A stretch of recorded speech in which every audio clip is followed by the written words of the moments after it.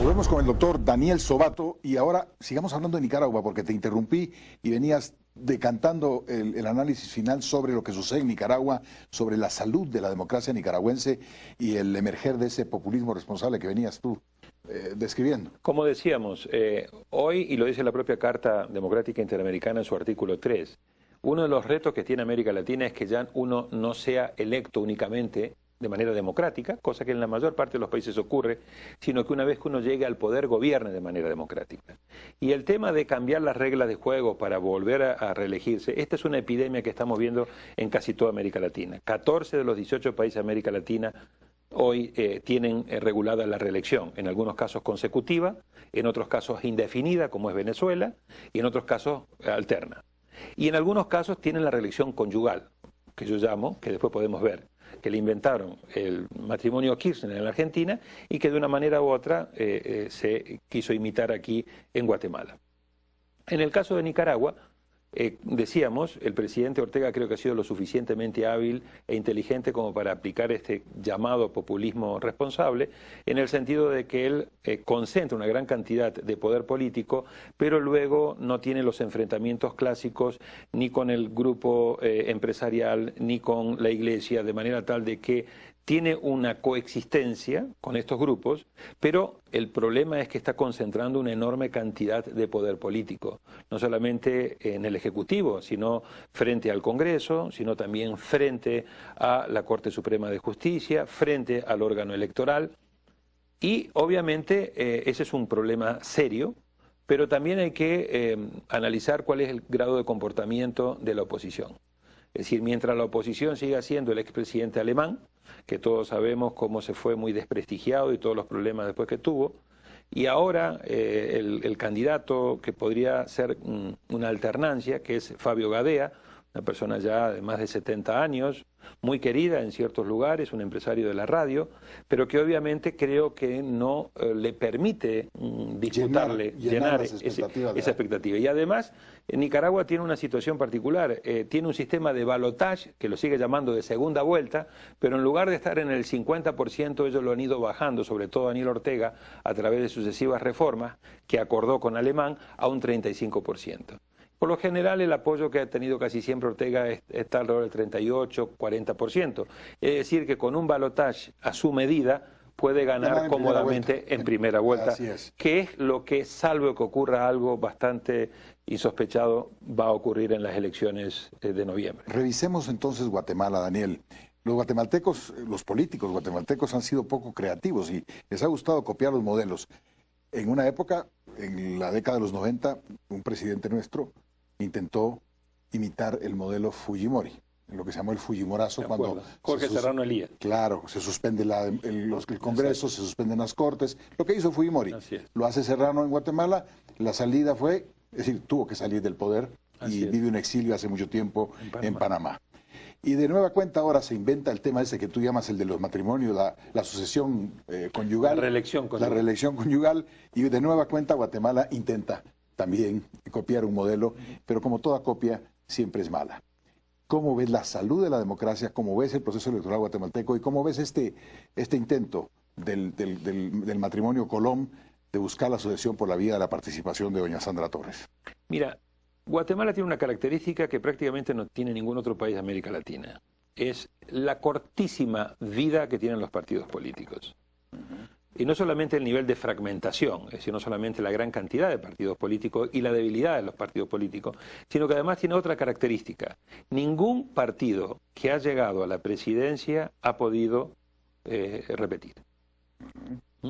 Entonces, nosotros no tenemos prácticamente casi ningún otro caso donde el partido que llega a la presidencia, luego que sale a la presidencia, termina debilitándose fuertemente y en algunos casos prácticamente hasta desaparecer. Fueron partidos hechos a la medida de sus líderes caudillos. Exactamente. Entonces ahí tenés un serio problema que estabas, digamos, junto con países como, hasta cierto punto, Ecuador y hasta cierto punto Bolivia.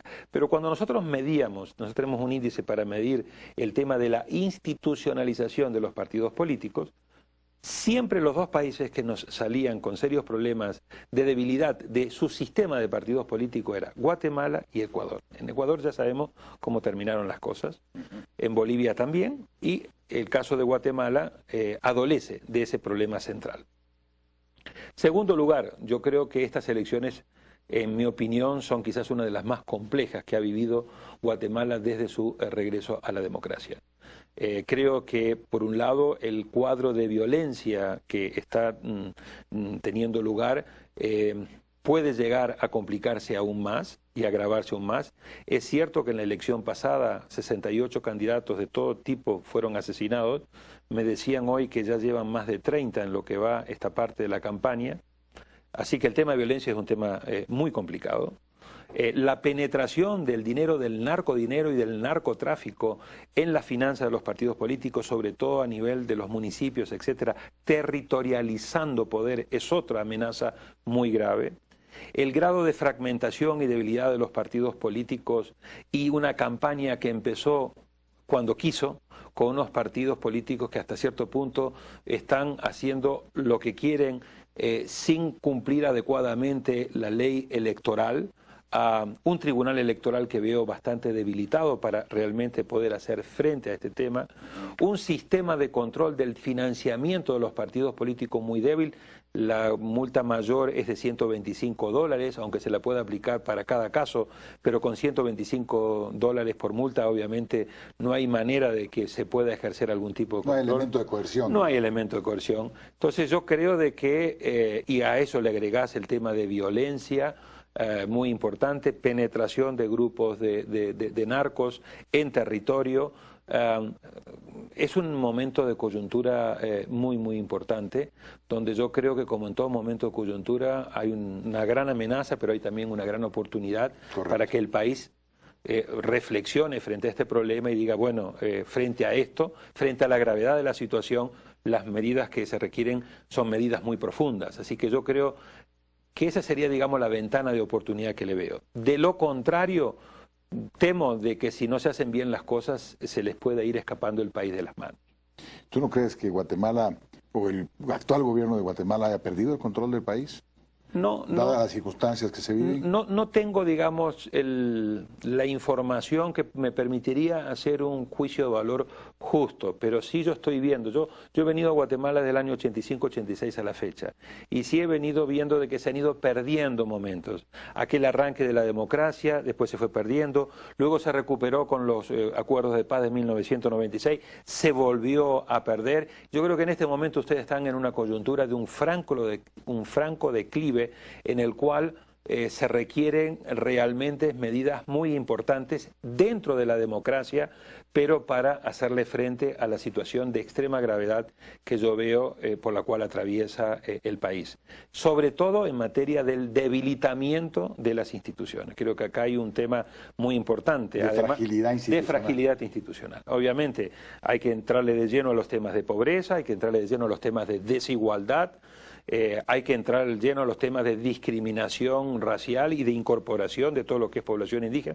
Yo creo que los acuerdos de paz en el 96 tenían una muy buena hoja de ruta, que creo que se ha desperdiciado, pero en algunos casos también se han excedido. Y en algunos casos también se han excedido. Pero si vos me decís, el mayor problema yo creo que está en la enorme fragilidad y debilidad institucional.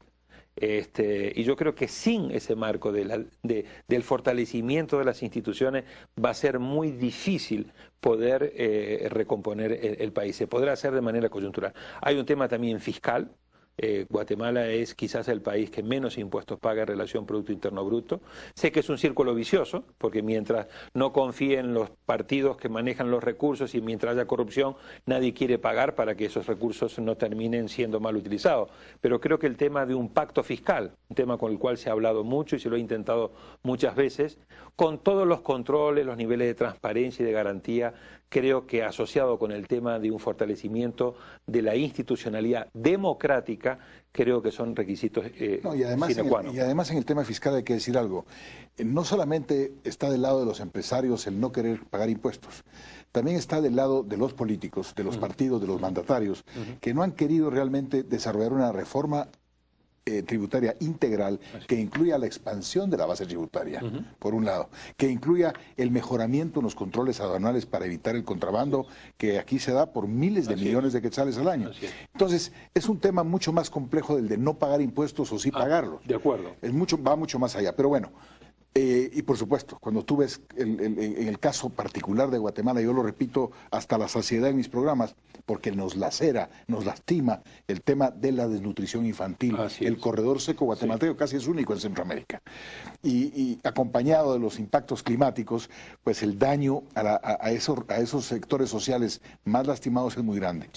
Con lo cual, efectivamente, estamos escuchando ahora de que los partidos políticos están tomando la cosa en serio y que en el próximo gobierno, como tú bien lo dices, ven esta crisis tan profunda como una gran oportunidad para reinventar Guatemala. Y en eso estamos todos confiados. Yo creo, Julio, que fíjate, los momentos de crisis cuando son bien aprovechados son momentos como para realmente reconectarse con el país. Ahora, yo creo que esto no lo salva un partido. Porque de todas maneras quien llegue muy probablemente tendrá un parlamento fragmentado. También acá hay un problema serio con todo el tema del transfugismo. Sí, hay un montón de problemas asociados.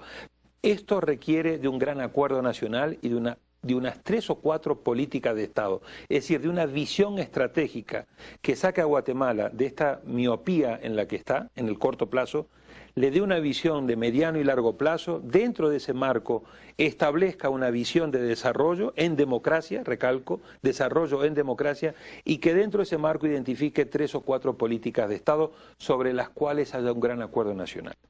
Porque de lo contrario, más allá de lo que uno puede hacer, son periodos muy cortos, Julio.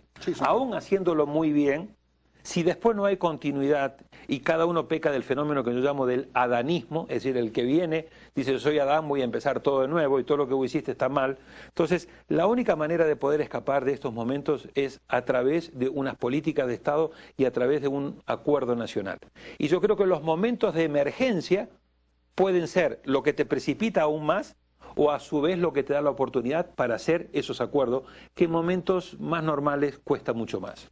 Con Daniel Sobato de nuevo en nuestro último bloque en Destino 2011, este domingo, agradeciendo esas reflexiones que nos dejan de verdad bastante para pensar y para reflexionar de cómo los guatemaltecos vamos a recomponer nuestro país en esta nueva oportunidad electoral que nos brinda nuestra incipiente democracia. Volvemos con ustedes.